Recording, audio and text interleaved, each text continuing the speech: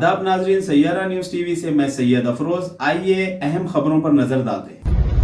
నమస్కారం అండి. Residence colleges మరియు రెసిడెన్స్ స్కూల్స్ తరఫున ప్రతి సంవత్సరం కూడా యాన్యువల్గా రెజో ఫెస్ట్ అనేది చేయడం జరుగుతుంది.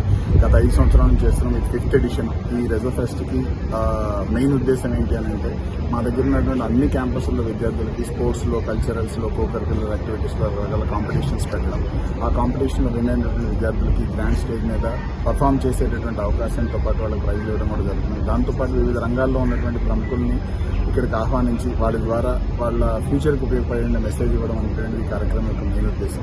గత 5 సంవత్సరాల నుంచి చేస్తాం. 5th edition. నిన్న ఈరోజు గచ్చిబౌలి స్టేడియంలో ఈ ప్రోగ్రాం జరగడం, వేరియస్ రంగాల్లో అచీవ్ చేసినటువంటి ప్రముఖులు ఇవాళ ఎన్వి రమణ గారు, వరప్రసాద్ రెడ్డి గారు, విజ్ఞాన్ రత్తయ్య గారు ఇలాంటి ప్రముఖులు వచ్చి మా పిల్లలతో మాట్లాడడం, వాళ్ళని ఆశీర్వదించడం అనేది మాకు చాలా హ్యాపీగా ఉన్నటువంటి విషయం. మా ఈ ప్రయాణంలో సహకరిస్తున్న తల్లిదండ్రులకి, విద్యార్థులకి అందరికీ కూడా మా ధన్యవాదాలు తెలుపుతున్నాం. సో జనరల్గా ఇప్పుడు కోవిడ్ సిచ్యువేషన్ తర్వాత ప్రతి స్టూడెంట్ మీద ఎంతో కొంత అకాడమిక్ ప్రెజర్ అనేది ఉండడం జరుగుతుంది. దాన్ని ప్రణాళిక ద్వారా మాత్రమే మనం ఓవర్కమ్ చేయగలుగుతాం.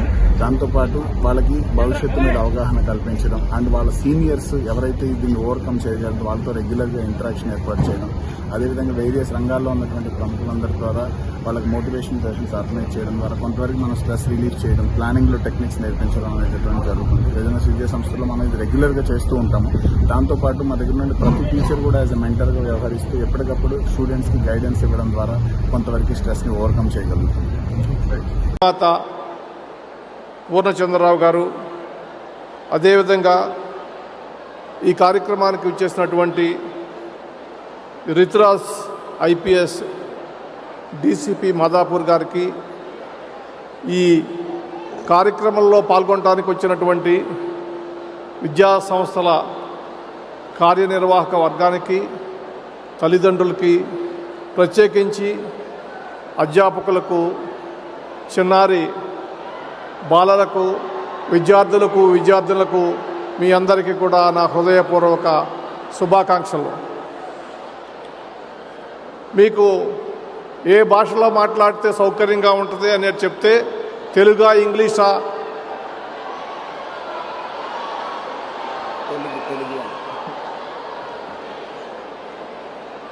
తెలుగులో మాట్లాడమంటారా?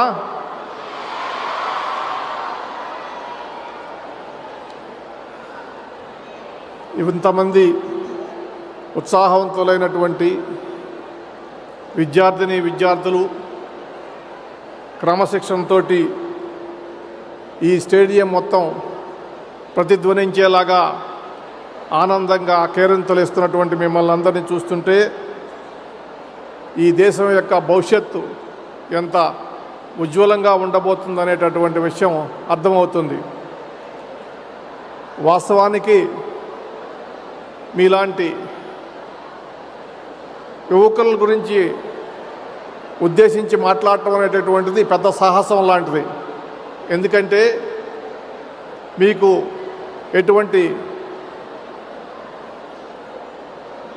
తారతమ్యాలు కానీ, ఎటువంటి భేషజాలు కానీ, ఎటువంటి లెక్కలేని ఇది కానీ లేదు.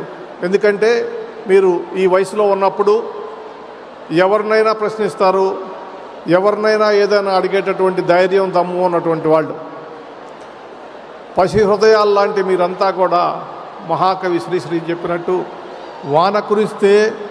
వాన కురిస్తే మెరుపు మెరిస్తే ఆకాశమున అరివిల్లు విరిస్తే అవన్నీ మీకోసం అనుకునేటటువంటి జీవితం గడుపుతున్నటువంటి మీ అందరికీ కూడా ఇవాళ మిమ్మల్ని ఉద్దేశించి మాట్లాడేటటువంటి అవకాశం రావటం చాలా సంతోషంగా ఉంది.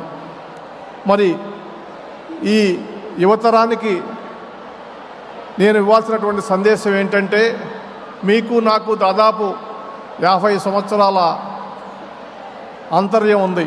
అంటే దాదాపు 2 జనరేషన్స్ తేడా ఉంది.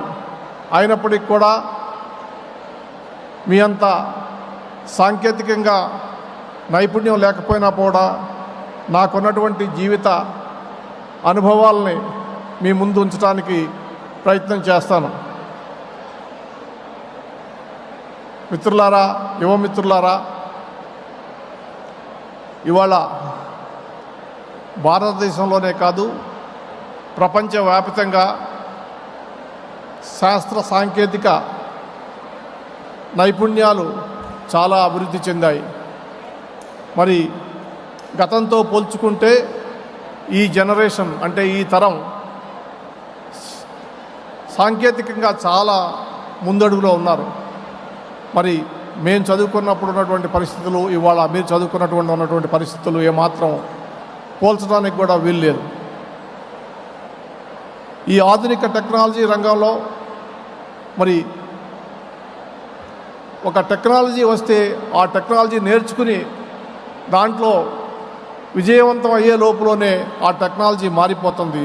అంత వేగంగా ఇవాళ టెక్నాలజీ మారిపోతుంది.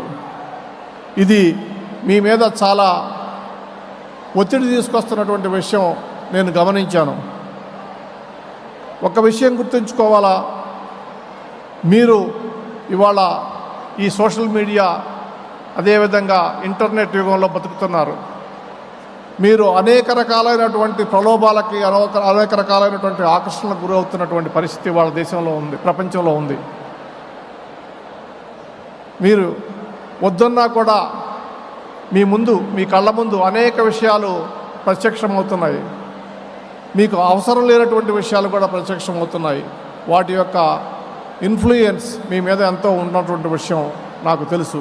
అందుకనే మీరు ప్రత్యేకించి ఈ సోషల్ మీడియాకి సంబంధించినటువంటి అంశాలను కనుక